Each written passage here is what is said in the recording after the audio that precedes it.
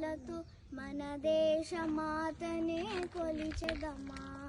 భావం భాగ్యం కూర్చుకొని ఇక జీవనయానం చేయుదమా.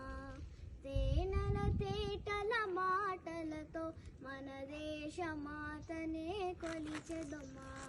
భావం భాగ్యం కూర్చుకొని ఇక జీవనయానం చేయుదమా.